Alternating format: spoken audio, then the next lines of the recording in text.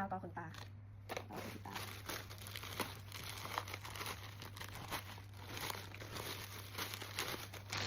พอแบ่งเอาห้อยเอาขนมจีนเอาขนมอีกแบ่งเอายังก่อน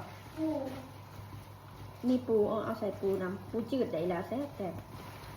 สิมาทอดไก่มื้อนี้เฮ็ดกับข้าวให้หมูแดงกินน้ำอันข้าวขี้คานที่สุดคือการทอดไก่นี่เป็นคนที่บ่ค่อยมักทอดไก่เพราะมันกระเด็นเนาะนี่ยังดอกเทใส่จานไปก่อน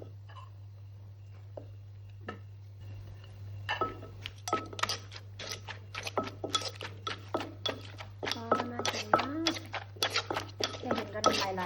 น้องสาวไปตำบักหุ่งแซ่บเสร็จจะใส่เป็นนวลหรือเปล่าใส่เป็นน้องสาวคนงามของค่อยเอาลองชิมเบิ้งยังบ่พอดี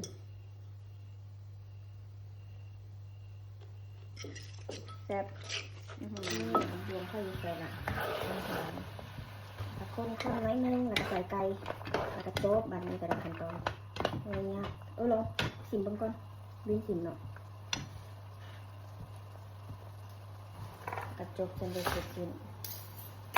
ปิดกระทะทุกคนกินข้าวน้ำกันอันนี้ตำเอียงตำบกหุ่งใส่กุ้งใส่หอยแล้วก็อันนี้เห็ดเมนูเด้งผักละลายเลยอันนี้ผักเก็บมาจากสวนเด้ออันนี้ไปกินกันอีกละ